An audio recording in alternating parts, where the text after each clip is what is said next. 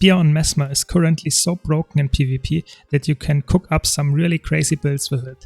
Today we're gonna take a look at this really strong damage dealing Mesmer build, which also uses Rifle to sustain itself. I'm Summer, and without much further ado, let's jump right in. Let me first say, this build is really strong, and I expect it to get nerfed soon, just because the Spear is so strong. It does so much damage, and it doesn't really matter which trade lines you take, and even the support chronos are now running this weapon.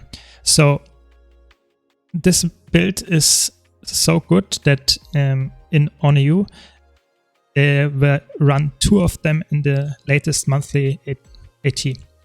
And the reason for that you will see in a second.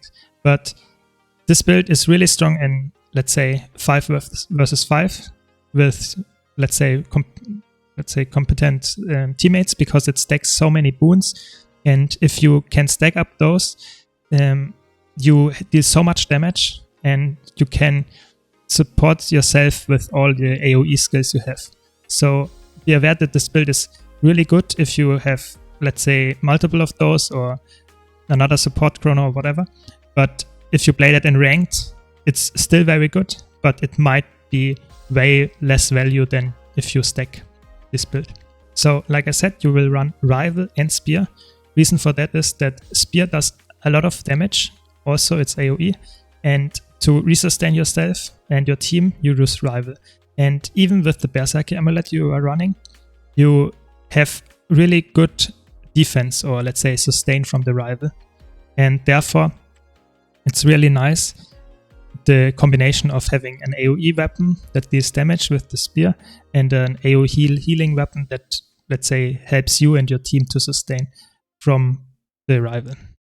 For Rune, you want to run Rune of Vampirism to just get a little bit more power, but also some vitality. Because you're a light armor class, you're really squishy, so you can get one shot really easily. Some vitality helps with that. Then, of course, the most broken relic nowadays is Lake of Rivers, especially on Chronomancer, where Alacrity is more potent. This is really strong. So you get 2 seconds end regen, 3 seconds when you dodge in combat. That's really strong. We will get to how to amplify that even further later.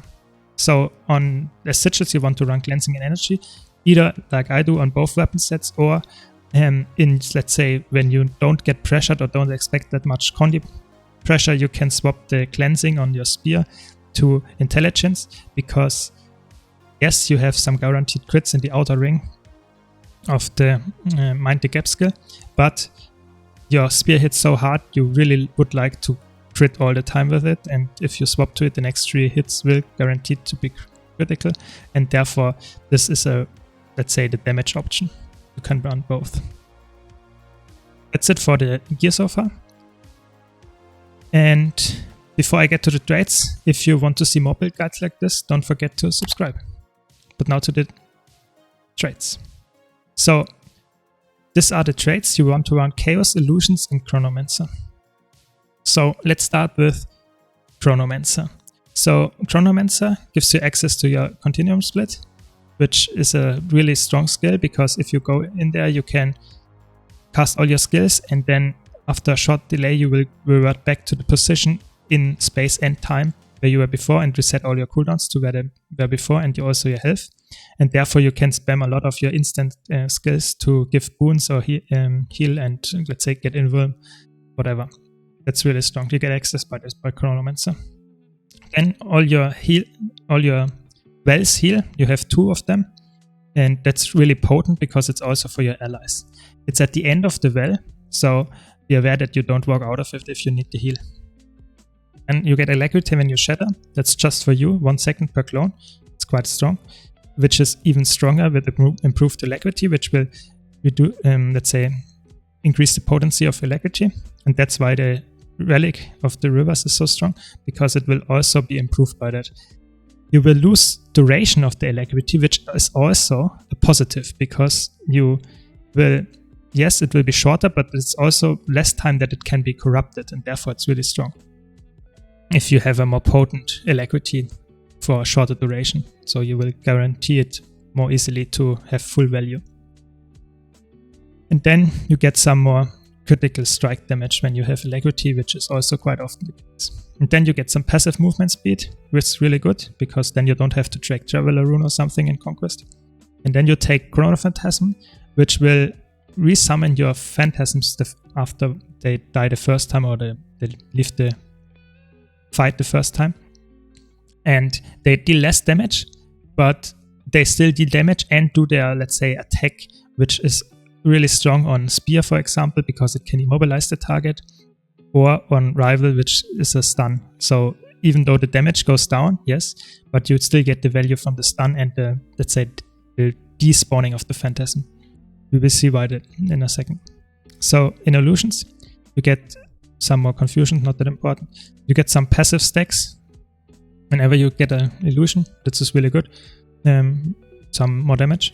And then your shatter skill gets reduced recharge, really strong, especially for continuum split. It's 15 seconds or so cooldown decrease, and also distortion, and let's say the time sink as well. So the long recharging skills get more value from this, really good. So then that's the skill trait I talked about. So every time your phantasm becomes a clone, it transfers its boons to you. That's really strong because you give boons AoE with the Chaos straight line, and every time your phantasm becomes a clone, it will give the boons back to you. So you can stack, let's say, boons more easily that way. Then you have, when a phantasm is created, granted distortion. That's really good in conjunction with this, because they are shortly dazed when they despawn. So they could die in the time before they get off their attack. But with this trait, they can't, because they just are guaranteed to do their attack, because 5 seconds of invulnerability is enough to cast even with the daze. Really good. And then when they despawn, they give you the wounds. Really strong. And then Phantasm deals increased strikes damage for each stack of might you have, and gain might when your phantasms become clones. So you get might every time you, let's say, your phantasm despawns. Really good. So more might stacks, more damage. And the might also affects your phantasms. Really good. So, and you can pump out a lot of might with this build. So you have a lot of, let's say, more damage to your phantasms and more damage to yourself with the might. Then in Chaos, you get some Regen. You get some Chaos Aura when you use Shatter Skill 2. And you get more condition damage, not that important. But this is important. When you are affected by Regeneration, you get more concentration or expertise. The expertise is not that crazy, but the concentration is good. So you got more boon duration when you are affected by Regeneration. And you are quite often affected by Regeneration because you have so many boons that you pump out with the straight line. And when you use a healing skill, you get also 4 seconds of Regeneration. And of course, the Alacrity and the Regen from the Reverse Relic give you so much uptime of Regen that you probably have permanent Regen. And this is permanent more boon duration from this trait. And every shatter skill, depending on the, let's say, clones you shatter, gives you protection. It's really good. It's also for your allies. Protection helps you survive with this build. Then you get, this is also very important, every time you become disabled, every 35 seconds that is, without Alacrity, you convert 2 damaging conditions into boons. Really nice. You see that's really strong boons, some of them at least. And this also gives you, when you grant Distortion, the same effect. This has no internal cooldown with the Distortion. And this is really important because you have 2 distortions, because you have the Signet to reset it, and you also have the Continuum Split, so you can even cast it more often to cleanse conditions, which will then be converted into boons. And the boons will stay after you come back from the Continuum Shift. So it's really strong. You can stack a lot of boons by doing that. Because, for example, Poison, Torment, Bleeding, Burning, they are really common conditions, and therefore you get really a lot of boons from this. Don't underestimate this, especially it's a really valuable condition cleanse as well. And then here, that's the trait, that's the problematic trait, that's why it's so strong. Your shatter skills grant boons to you and your allies. That's really strong and really broken, because you can stack that up by yourself. You can also give that to your phantasms. They will give it back to you in the end. Really good. The Distortion is most important here because it gives stability, but Vigor, Fury, and Might are also really strong.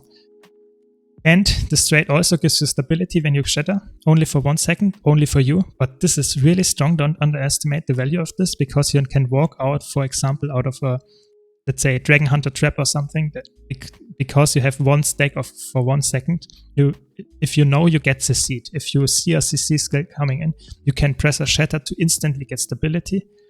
Really strong. Don't underestimate this. So that's for the traits. Now to the skills. We have, of course, Well of Eternity for really strong healing, and it's also really nice Condi Cleanse because it pulses. Be aware that the end is the most important thing to be in, because it gives so many more healing.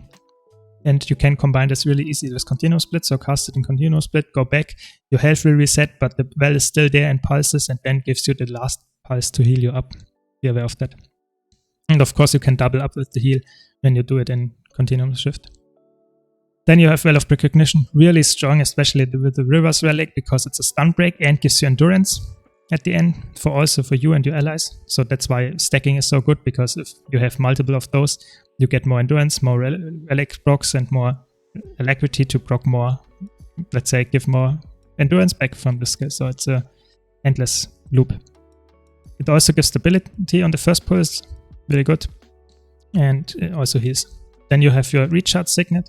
Passive is not that important, but it will recharge all your F skills except the Continuous Split, so you can cast a lot of boons again, and of course get the stability and the invulnerability back. And then this skill is actually really good in this build, because you're so boon heavy. It will passively grant you a boon. That's not actually that crazy, but when you have stacked and spammed all your F skills, or you have a lot of boons from your allies, or you have a lot of boons in general, you cast this skill and all your boons on your bar will be increased by 3 seconds. This is really strong for this important boons like alacrity, like protection, like stability, resistance even, and quickness, of course. So you have so many, let's say, increases on the important boons that you can easily stack up boons quite heavily, especially if you cast it in the Continuous Split. If you combine that now with Time Warp, which you also run, of course, because it's so strong, so oppressive, you have even more quickness uptime, you have super speed uptime for you and your allies, of course, and you slow the enemies, which is also unblockable. So you are so, let's say, obnoxious with this skill. If you put it on a point, people probably don't want to fight in there. So at least the enemies. So be aware that it's really strong, especially if you combine this with your Continuum Split. For your weapon skills, Rival is the defensive one.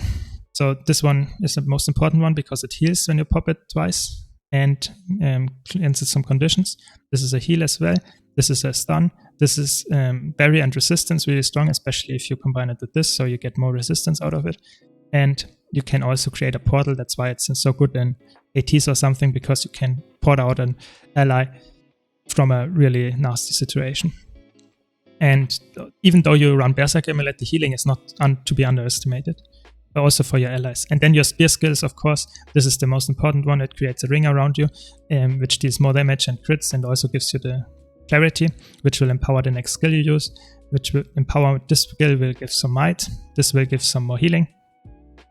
This skill also heals by baseline and evades and removes condition. Really important to use this skill, as it's the most, let's say, easily accessible defensive tool you have on this weapon.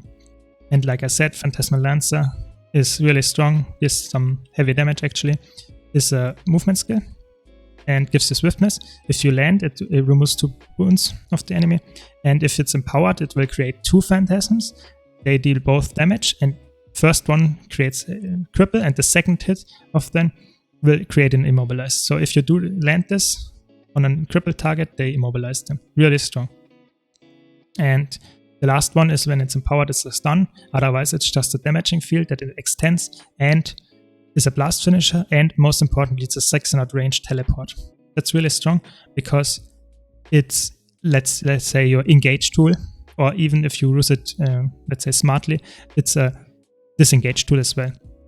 And it will reset your 2 skills, so you have instantly your burst combo ready. Really strong. And you have a lot of damage with your 2, 5, and even your 4. be aware that all your shatters also are really potent from not only the boons but also your damage from the F1 and even the F2. Let's see how long it stays like this before it gets nerfed. I hope you enjoyed this video. If you did, be sure to leave a like. If you want to see more guides like this, don't forget to subscribe, and I hope to see you in the next video. Thanks for watching.